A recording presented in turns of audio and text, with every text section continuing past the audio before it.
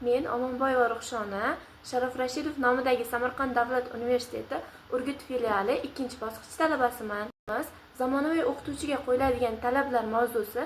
Unda 3 rejamiz mavjud. Birinchi rejamiz zamonaviy pedagogning kasbiy, ma'naviy va axloqiy sifatlari. Ikkinchi rejamiz o'qituvchining kasbiy tayyorgarligi va uzluksiz o'z ustida ishlashi. Uchinchi rejamiz pedagogning jamiyatdagi o'rni, o'quvchi xarakteriga ta'siri va mas'uliyati. Mavzumizga keladigan bo'lsak, mamlakatimizda olib borilayotgan ijtimoiy, siyosiy o'zgarishlar ta'lim sohasida o'qituvchi oldiga yuksak vazifalarni qo'ymoqda. Zamonaviy pedagogning asosiy fazilatlaridan biri o'z kasbiga sadoqatlik, g'oyaviy e'tiqodlilik, o'z kasbini sevishi uni boshqa kasb egalaridan ajratib turadi. O'qituvchi kasbiga xos bo'lgan muhim talablardan biri bolalarni sevish, ularning hayoti bilan qiziqish, har bir shaxsni hurmat qilishdan iboratdir.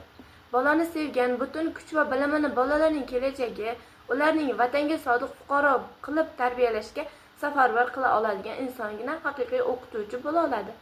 Bolaga befarq, uning kelajagi bilan qiziqmaydigan, o'qituvchilik kasbiga layoqat bilan yondasha olmagan o'qituvchi haqiqiy o'qituvchi bo'la olmaydi.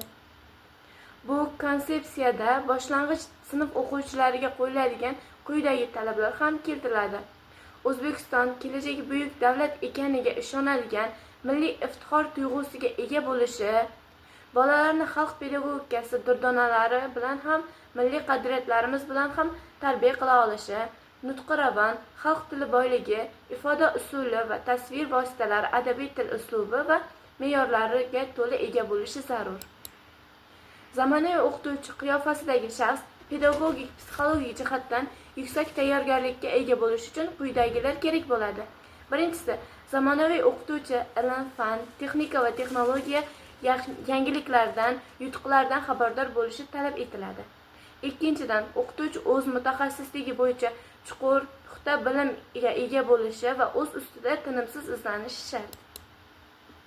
Uchinchidan, o'qituvchi pedagogika, psixologiya fanlari asoslarini puxta bilishi, ta'lim, tarbiyaviy faoliyatda o'quvchilarning yosh va psixologik xususiyatlarini inobatga olgan holda o'z faoliyatlarini tashkil etishi kerak.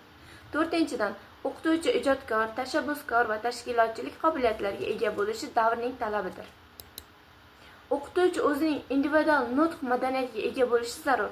Uning nutqi quyidagi xususiyatlarda aks ettirishi kerak. Nutqning to'g'riligi, nutqning aniqligi, nutqning ifodaviyligi, nutqning sofligi. O'qituvchi eng avvalo mulohazali, bosiq, har qanday pedagogik vaziyatni to'g'ri baholay oladigan hamda mavjud ziddiyatlarni bartaraf etishning uddasidan chiqa olishi kerak. O'qituvchi, o'quvchi, ota-onalar hamda hamkasblar bilan muloqot jarayonida fikrni aniq va ravon lo'nda bayon eta olish ahamiyatga kasb etadi. E'tiboringiz uchun rahmat. Bugungi mavzumiz shundan iborat.